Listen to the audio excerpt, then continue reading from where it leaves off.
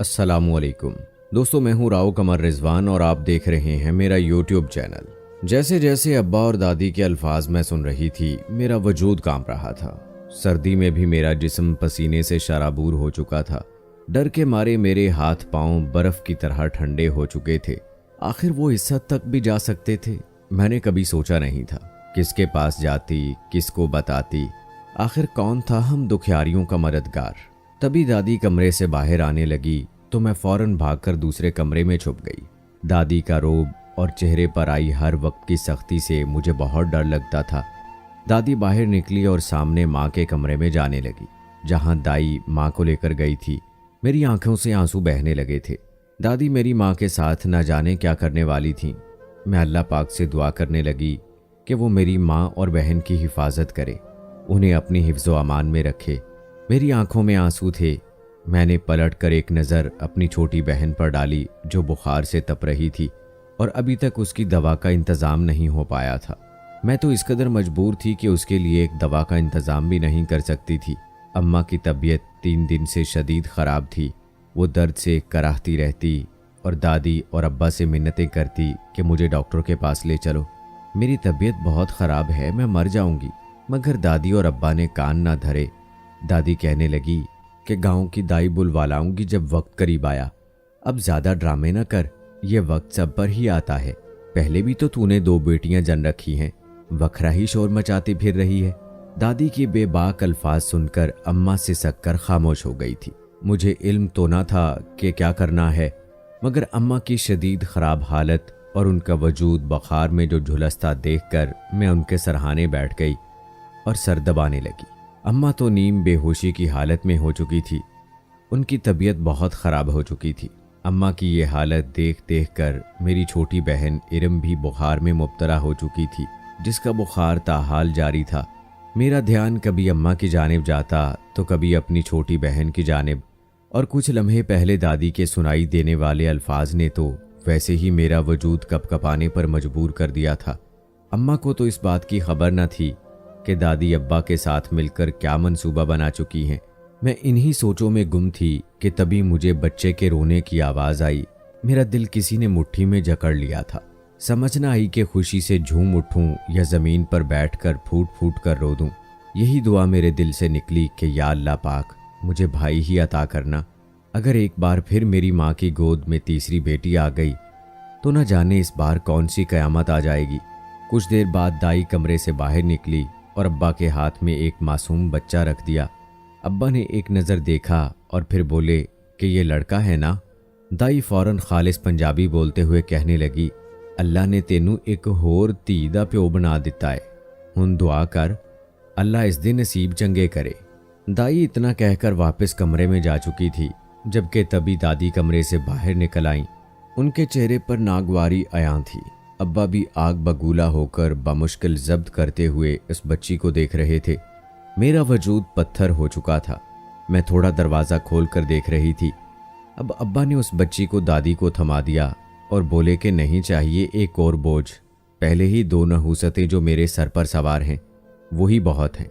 अब ये तेरे हवाले हैं, या तो इसका यहीं गला दबाकर मार दे या फिर कहीं नदी नाले में किसी कचरे के ढेर में फेंका, मगर मुझे ये अपने घर में नहीं चाहिए। दादी तो शायद चाहती ही यही थी। फौरन मेरी बहन को बेदर्दी से उठाकर एक शापर में डाला और बाहर ले जाने लगी। मैं कमज़ोर थी, बेबस थी, सिर्फ 12 साल की थी।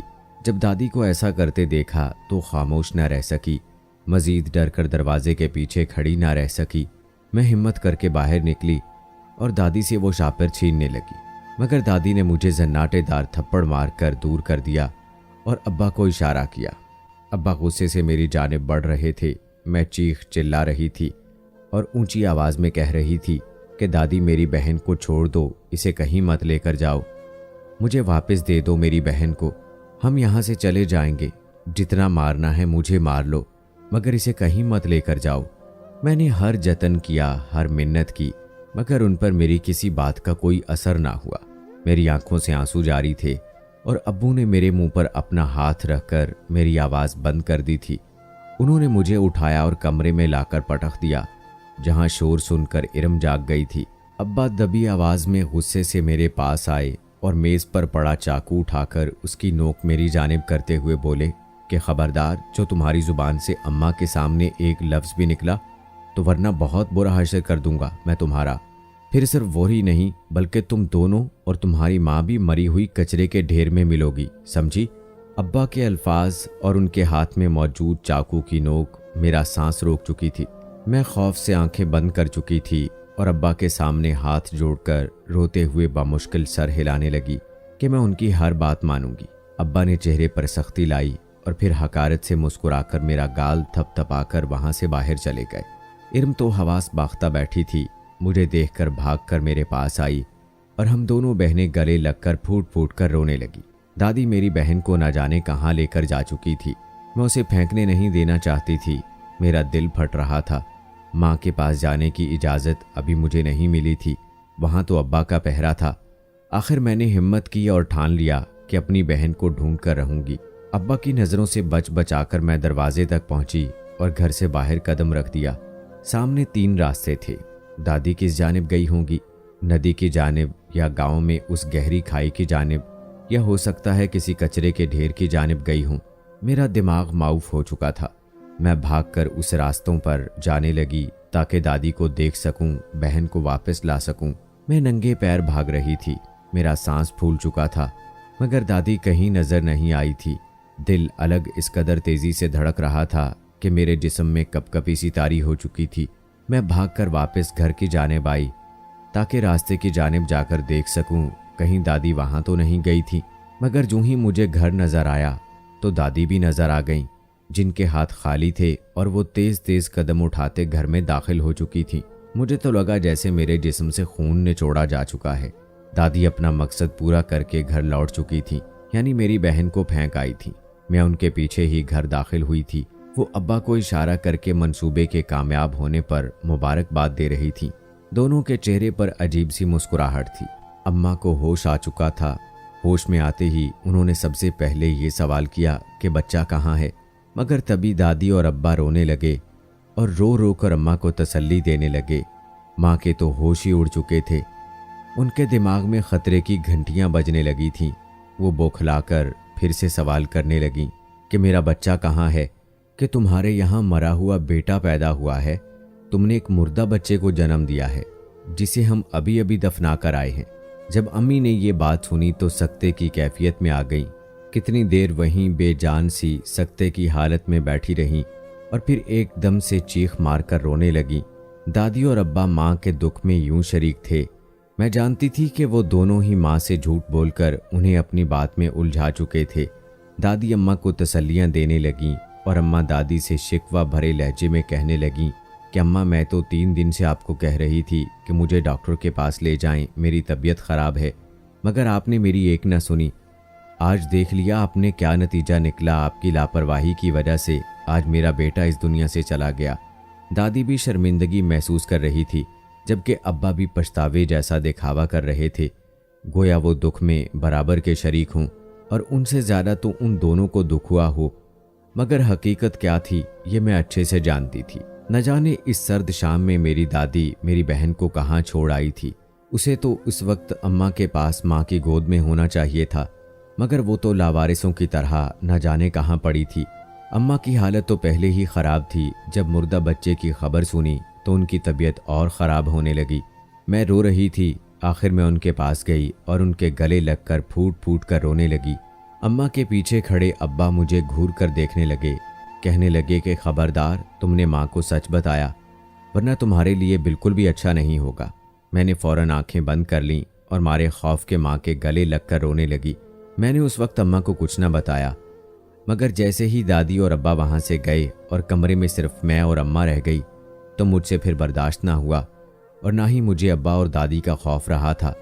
मैं फ़ैसला कर चुकी थी, ये दुनिया बहुत बड़ी है, यहाँ तो ऐसे इदारे कायम हैं जो हम जैसों को सहारा दे देंगे। इसके तहत मैंने जल्दबाजी में ये फ़ैसला किया कि मैं अम्मा को सब कुछ सच सच बता दूंगी, और मैंने यही किया।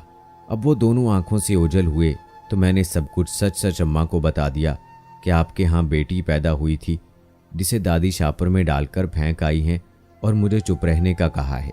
अम्मा ने जब ये सुना तो उनके होश उड़ गए। वो सकते की कैफियत में मुझे देखने लगी उनकी तबीयत तो पहले ही खराब थी और जब ये सुना तो उनके रोंगटे खड़े हो चुके थे।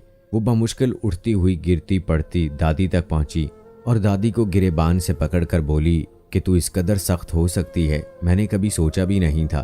तेरे सीने में दिल नहीं पत्थर है, पत्थर। तुझे चंद लम्हों पहले दुनिया में आने वाली बच्ची पर जरा भी तरस ना आया? कैसी औरत है तू? अगर तुझे भी यूं ही तेरी माँ फेंक आती तो आज तुझ जैसी सास को बर्दाश्त न करना पड़ता। मरना तो तुझ जैसी औरतों को चाहिए जो हम जैसी मासूम औरतों और बच्चों पर जुल्म करती हैं, हमारी जिंदगी अजीरन कर देती हैं।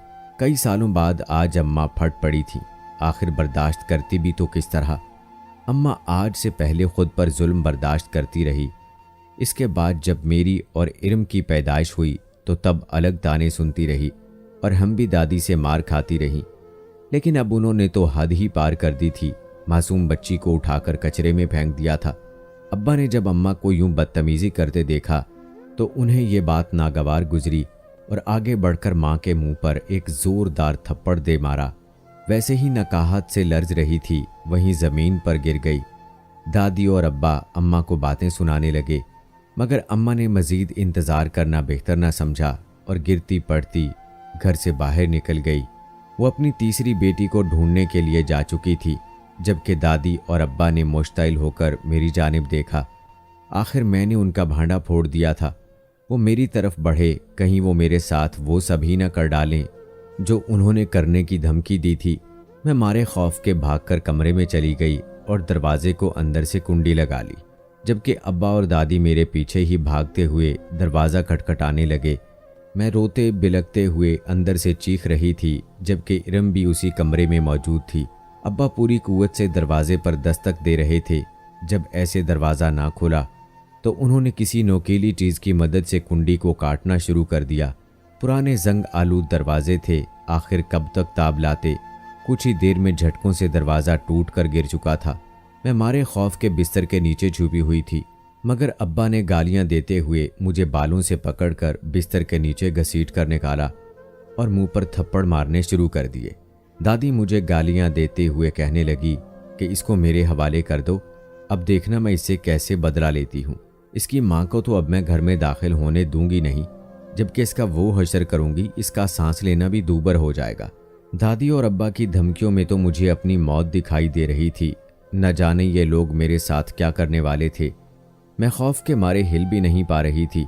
मेरा वजूद इस कदर कपकपा रहा था और दिल इस कदर तेज़ी से धड़क रहा था कि लगता था कि मेरी सांसें रुक जाएंगी। उस दिन के बाद ना ही अम्मा घर आईं और ना ही हमारी बहन मिली। अलबत्ता दादी ने हमारी ज़िंदगी जीना दूभर ज़रूर कर दी थी। उन्होंने तो हमें जानवर ही समझ लिया था।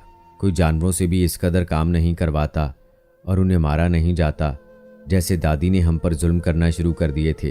वो सारा दिन हमसे घर का काम करवाती रहती। उन्होंने मवेशी भी रखे थे। वो गाय का गोबर और चारा हम ही से बनवाती और उठवाती थी। सारा दिन जानवरों की देखभाल करने के बाद घर के सारे कामों की जिम्मेदारी भी अब मुझ पर आ चुकी थी। हमारी सफ़ेद गुलाबी रंगत पल भर में फीकी पड़कर नीली और जर्द हो चुकी थी। चेहरे पर मार पीट के निशान वाजे थे। खुद को आईने में देखने का भी दिल नहीं करता था। अगर कभी कभार बेबसी से तंग आकर दादी के जुल्म अब्बा को बताते तो आगे से कोई जवाब नहीं देते और कहते थे कि किसने कहा था मेरा सच उगलो।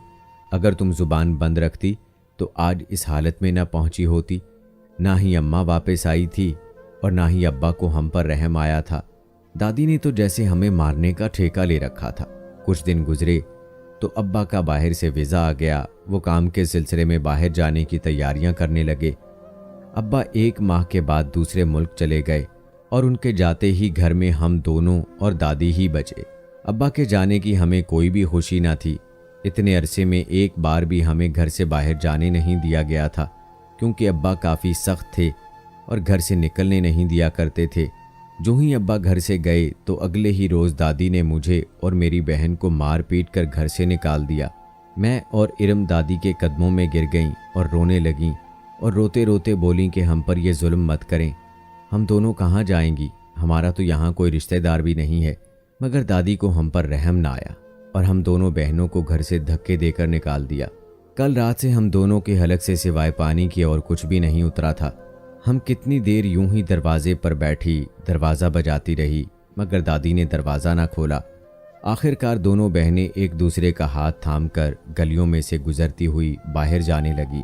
शायद ही किसी को हम पर तरस आ जाए और वो हमें अपने साथ ले जाएं या हमें कुछ खाने को दे दे। मेरे दिल में अम्मा की याद आई थी। वो भी तो कई दिनों से घर नहीं आई थी।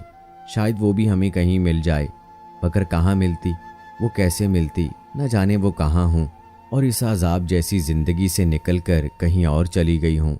हम दोनों बहनों का कोई ठिकाना ही नहीं रहा था जिसके यहाँ जाकर कुछ मदद मांग लेते। हम दोनों बहनें सड़कों पर घूमती रहीं और देखती रहीं कि शायद कहीं अम्मा हमें मिल जाए, मगर ऐसा कुछ ना हुआ। हम दोनों बहनें यूं ही चलती रही। भूख की शिद्दत और बढ़ती जा रही थी।